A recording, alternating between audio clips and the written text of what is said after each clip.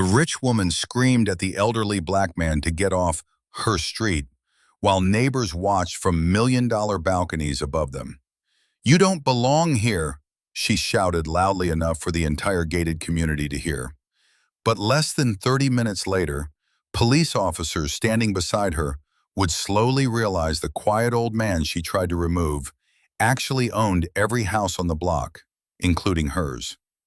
Before we begin, comment your city and what time it is right now, because this story starts inside one of the wealthiest neighborhoods in Georgia with public humiliation in broad daylight. But what happens next leaves an entire community silent.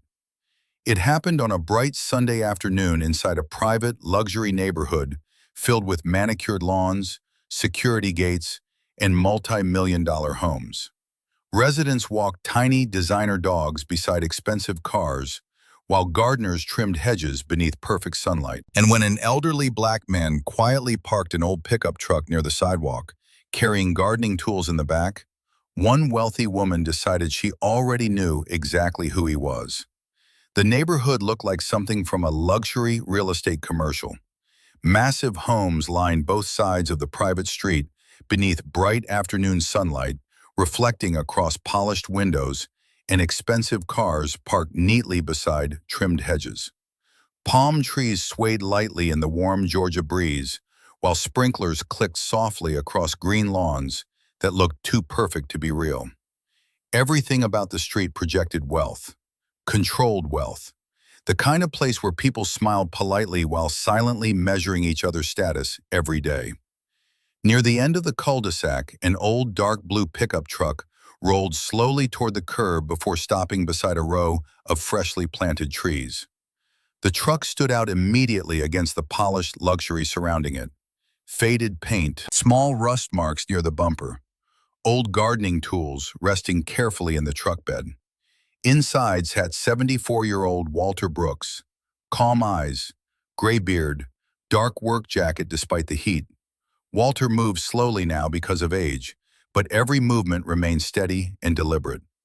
He stepped out of the truck carrying a folder beneath one arm, while quietly studying the neighborhood around him. A few residents glanced toward him briefly before looking away. To them, he simply looked like another worker arriving for maintenance or landscaping. Nobody recognized him. Nobody expected to. Across the street, standing near a white marble mailbox beside one of the largest homes in the neighborhood, stood Vanessa Calloway. Mid-50s, wealthy, perfect blonde hair, designer sunglasses resting above her forehead. Vanessa carried herself with the automatic confidence of someone who believed expensive surroundings belonged naturally to people like her. The moment she noticed Walter near the sidewalk, her expression changed immediately. Her eyes moved slowly from the old pickup truck to the gardening tools to Walter himself. Something cold entered her face almost instantly. She lowered her iced coffee slowly while continuing to stare. One of her neighbors standing nearby noticed too. "Who's that?"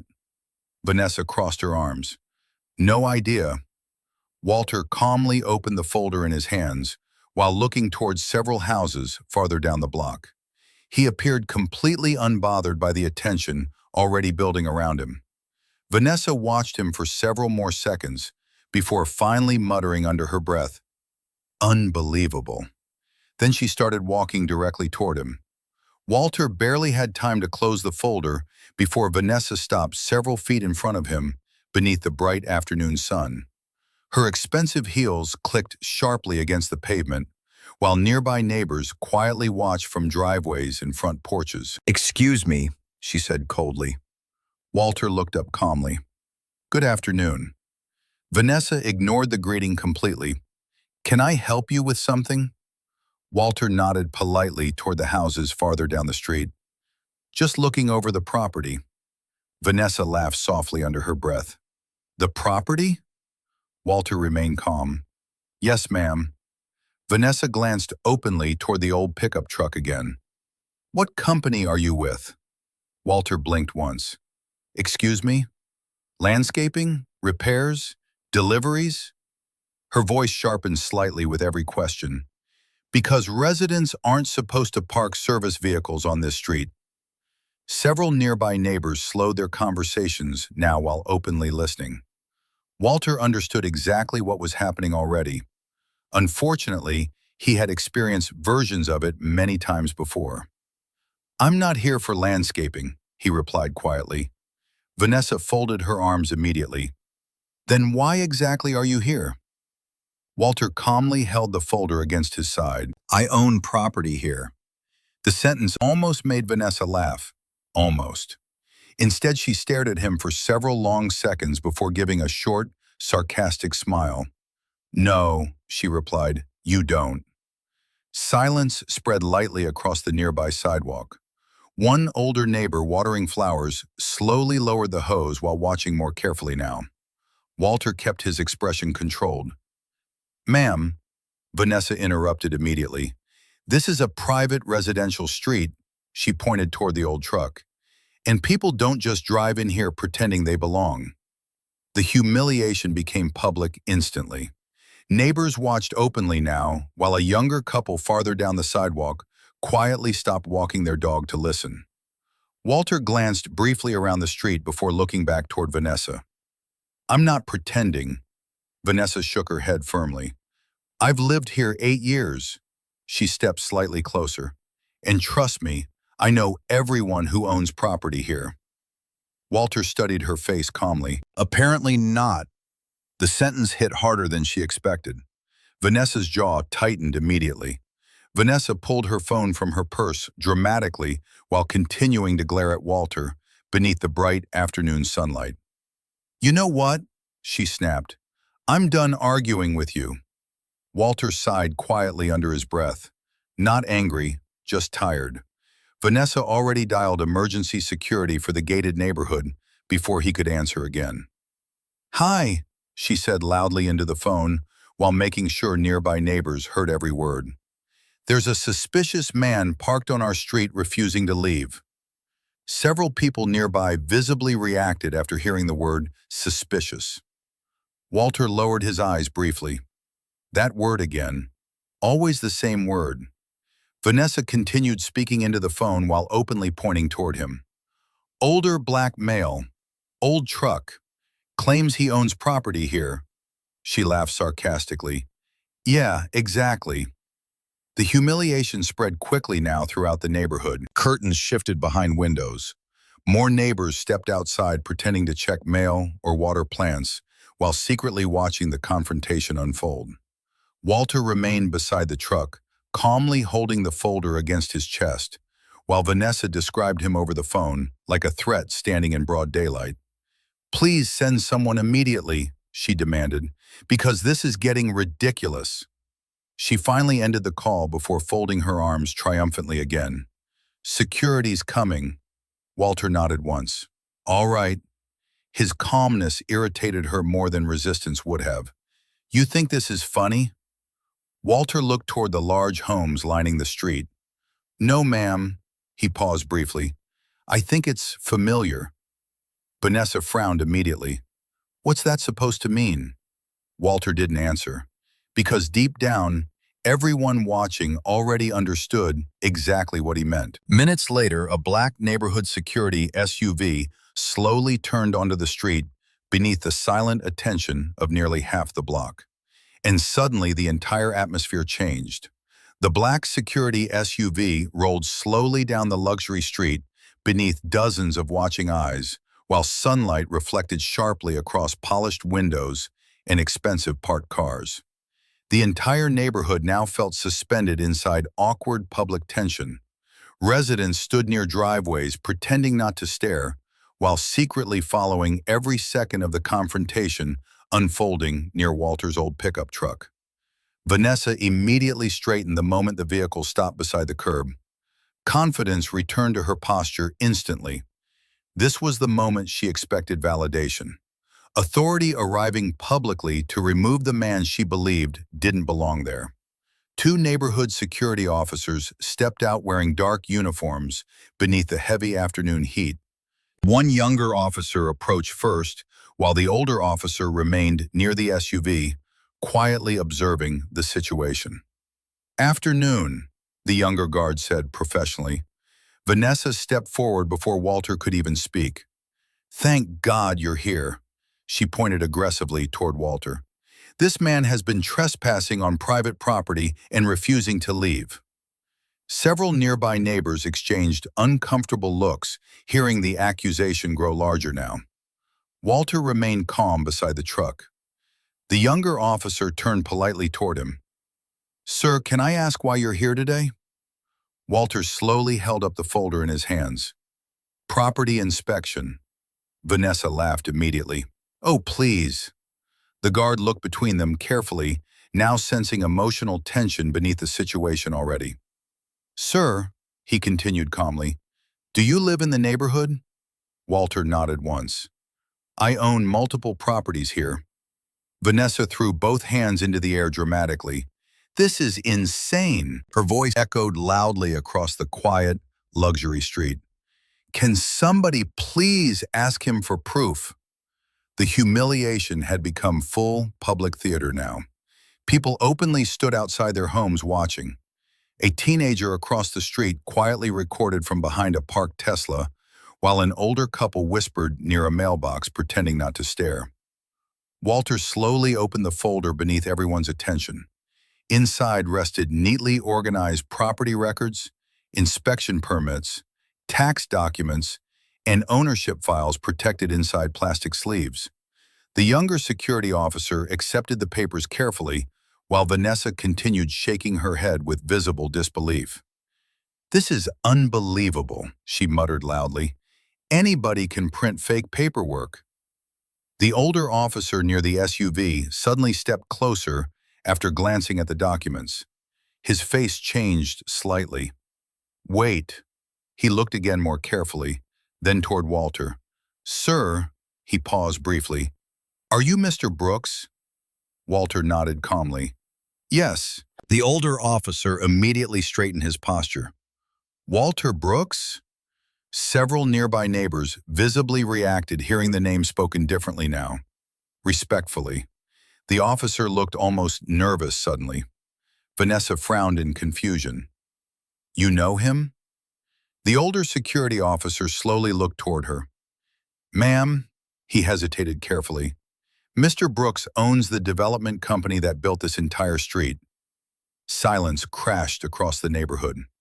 Nobody moved after the words left the officer's mouth. Even the light breeze moving through the palm trees somehow felt quieter now. Vanessa stared at the security guard like she had misheard him completely. "What?" The older officer swallowed carefully. "Walter Brooks Development Group." He glanced toward the homes surrounding them. "He owns the original land contracts for this entire subdivision." The humiliation reversed instantly, violently. Several neighbors who earlier watched Walter suspiciously now stared openly at Vanessa instead.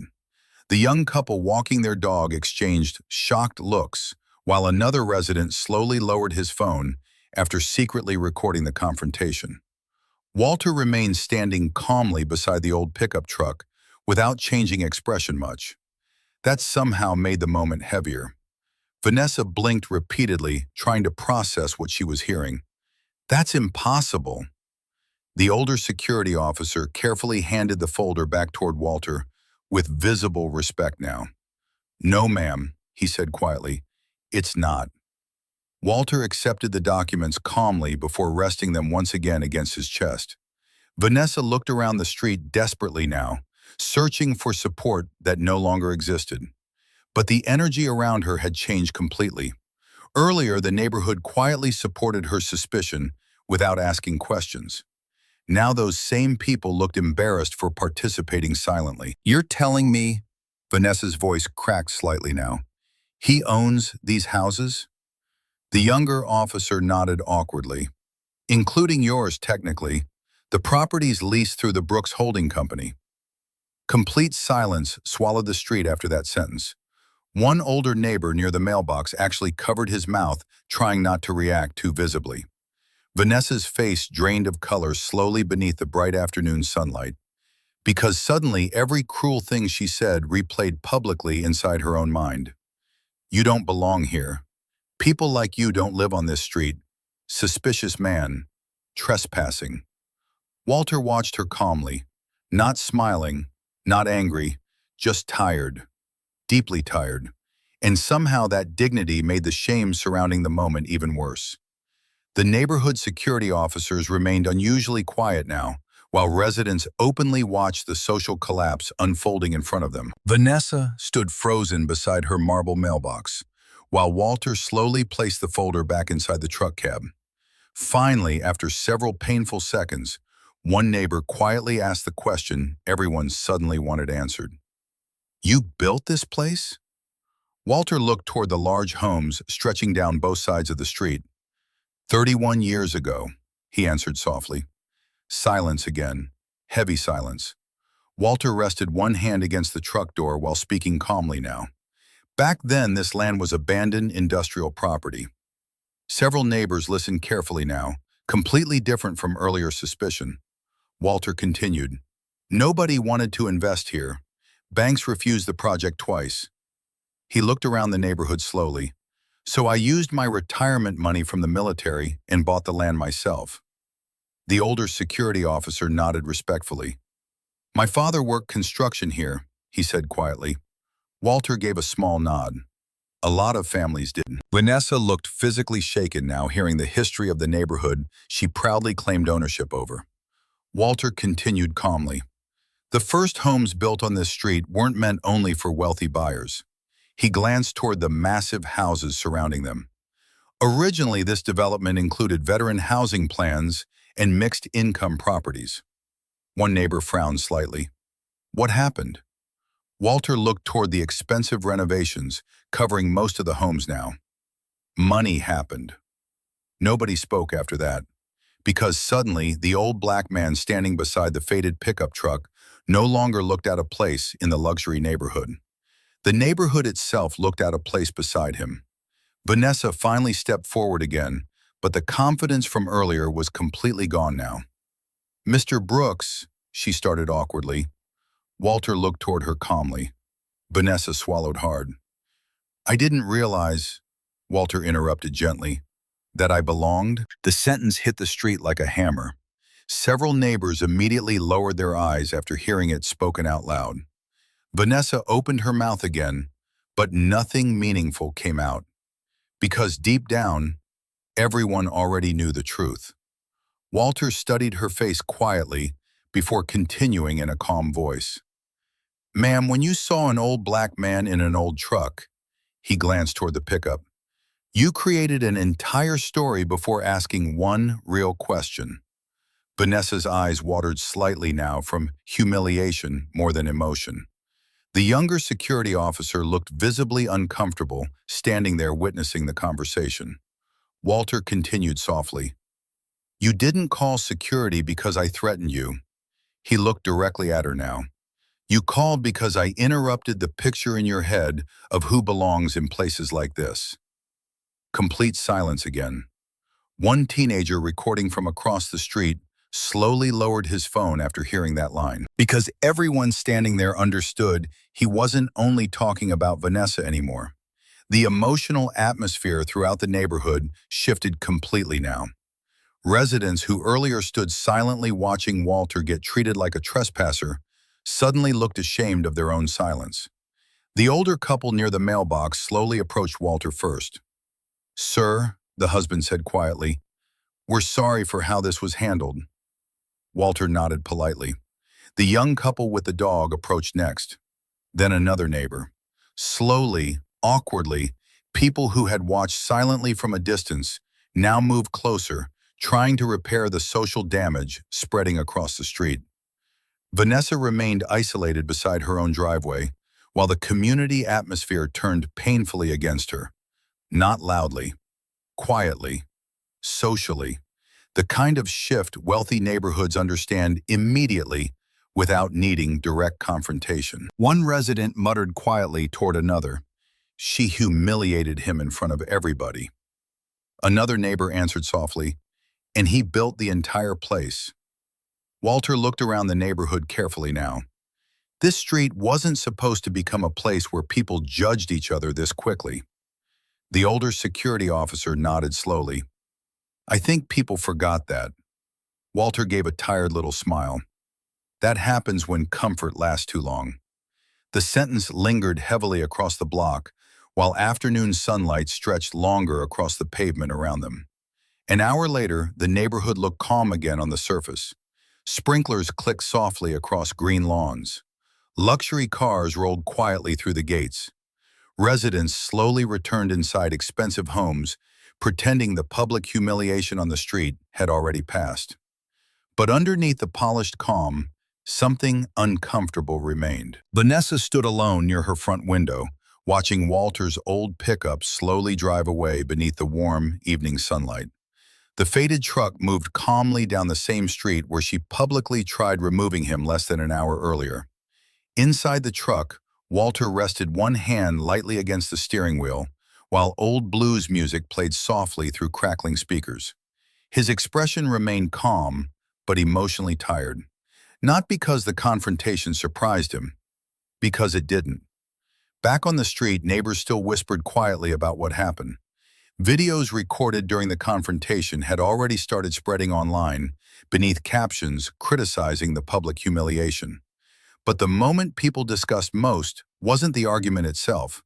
It was the silence after discovering who Walter really was. The silence of people realizing respect arrived only after status became visible. As Walter approached the neighborhood gates, the young security officer hurried briefly toward the truck before it exited. Walter lowered the window slightly. "Sir," the guard said carefully, "for what it's worth, my father always said you treated workers on this project better than anyone else." Walter smiled softly for the first time all afternoon. "Your father probably worked harder than anybody here." The guard nodded emotionally. Walter slowly rolled the window back up before driving away into the fading Georgia sunlight. And behind him, inside one of the wealthiest neighborhoods in the state, an entire street sat quietly confronting the same uncomfortable truth. Some people only recognize dignity after discovering power attached to it. But real character is how you treat someone before knowing what they own.